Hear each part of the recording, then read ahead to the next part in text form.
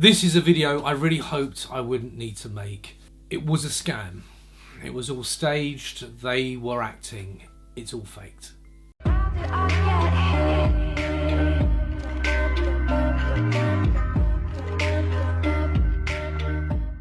Were they in on it? That would be a shock. I'll tell you the absolute truth. You can't handle the truth!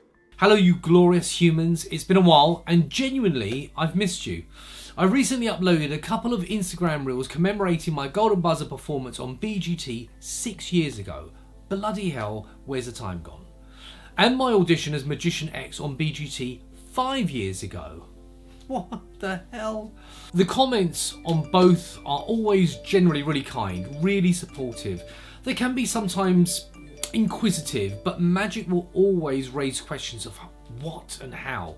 But they are always respectful and I'm always happy to reply. In fact, I always do. So follow me on my Instagram accounts here and just around about here. But sometimes, some people, thankfully a small clan, leave random comments such as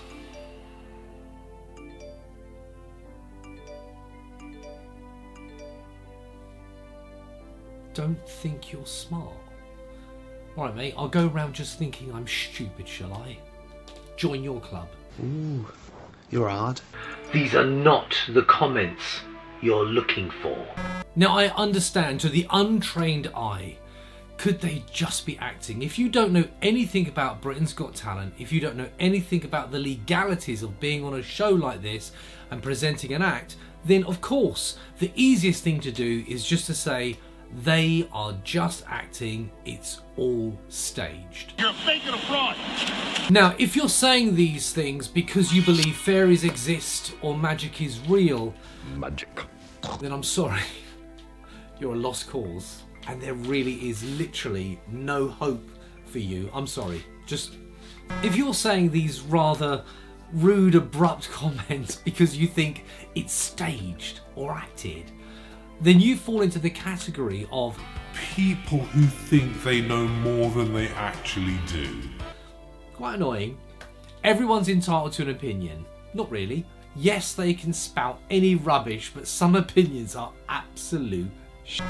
Okay, people can say what they like, but uneducated opinions have absolutely no substance, context, or therefore value. As an example, I know nothing about opera. Of course I could hide behind my keyboard and say that opera is rubbish and they've got secret speakers in their throats. But is my opinion valid? Have I ever been to an opera? No. Do I know what goes into being an opera singer? No. Have I ever taken the time to understand any facet of opera? No. Nothing further, Your Honor. Now I think it goes without saying, if you are on stage and you close your eyes and you feel a series of touches and then you scribble on a board for the magician to turn it round and everyone starts clapping, you would actually be confused. What was so impressive about that? Now, to give you a little more context, here's a clip of Ant Dec right at the very end of the performance. This clip is only on a few videos on YouTube because they seem to cut the video the moment the applause happens. But check out this video. Do you think you got it? I had it. It was one incredible bit of magic after another. I got it every time. I did, every time. Perfect act. Well done. Wait a minute. I want to ask you, both of you. Yeah? Honestly, you knew nothing about that at all. Nah, nothing. Nothing. We didn't even speak backstage because obviously he doesn't speak. Nah. I'm confused. Who did get touched? You. Me. You. He didn't touch you. Yeah. Didn't Well, you? somebody did. Well, No, they didn't. They didn't. You're like twins. Good. Good. You must have sensed it. Well, I felt it. Yeah. You're all through. Brilliant. Brilliant. Well done. Ant and Dec both said when we were on stage, we didn't quite get it.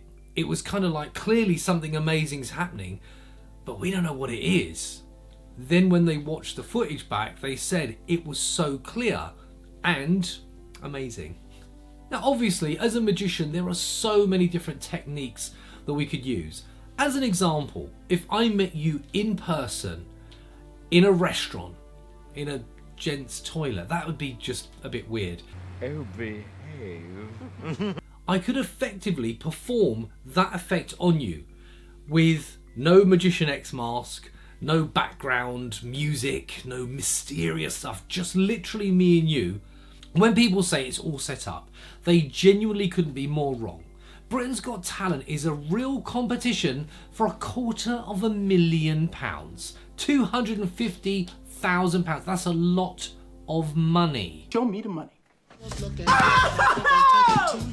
You can't say, do me a favour, just pretend. Have you ever seen a contract to be on a Got Talent show anywhere in the world? Probably not.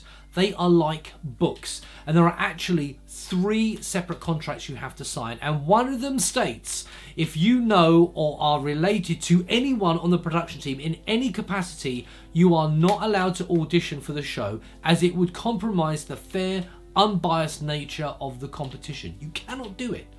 No judge, presenter or production member can assist in any way with any act. Yes, they can be chosen as volunteers, but they cannot have any prior knowledge as to what the act is or what they'll be required to do during the act. You can't just say, just pretend. They cannot pretend to be amazed or secretly help any act in any way. If they did, every other contestant on the show has the legal right and a fantastic case to sue the production company for unfair advantage that act would have over them. Even if you have just a relative who works on the show in any capacity, sweeping the floors.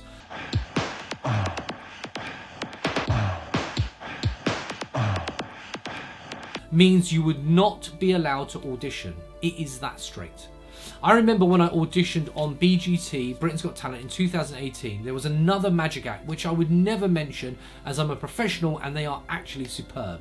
But they wanted Ant Dec to do something off camera in the wings before they even walked out on stage. No! God, please, no! No!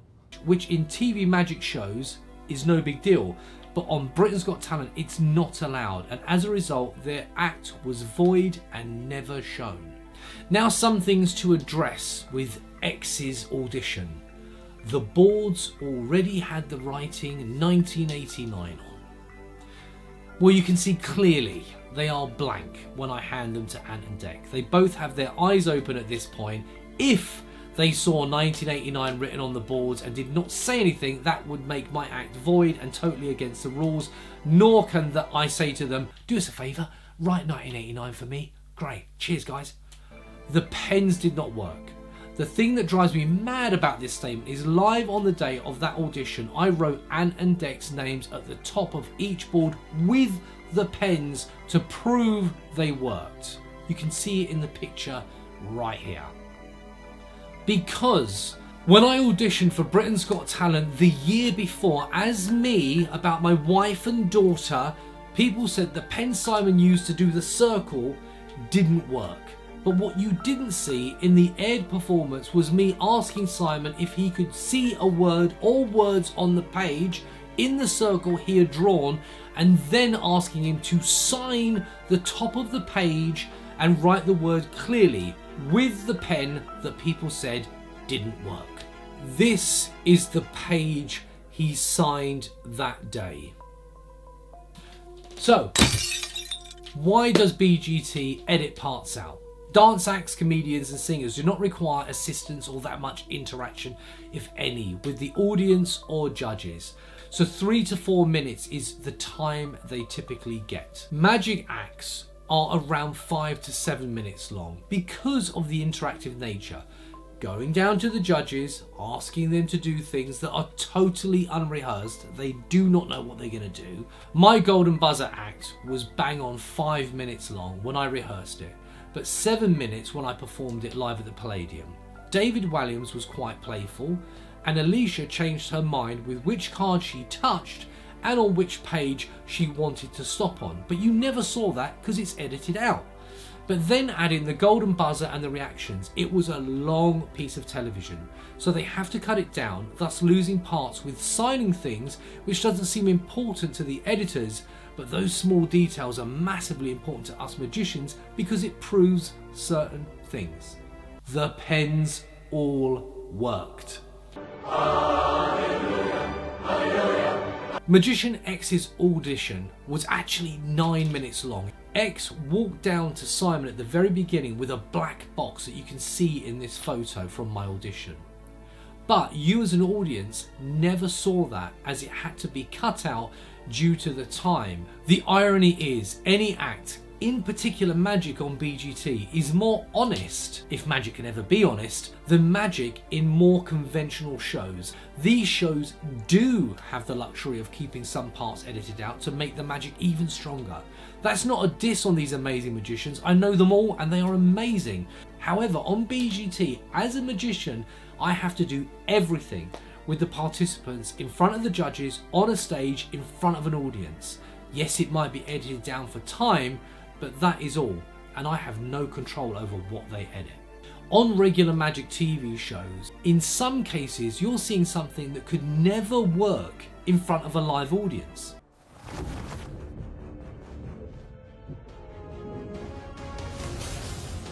Now, of course, there are methods which I choose not to discuss. The problem with knowing how is that you can never look at that trick or sequence again in the same way. You can't unknow how something is done. And from the perspective of someone who knows how 99.9% of how all magic effects work, it's actually far more fun not knowing. It's really okay to not know. In fact, I wish I didn't know as much as I do. But the burning question: how did I do it? Pens don't work, and it's all fake and they're actors. Shut up!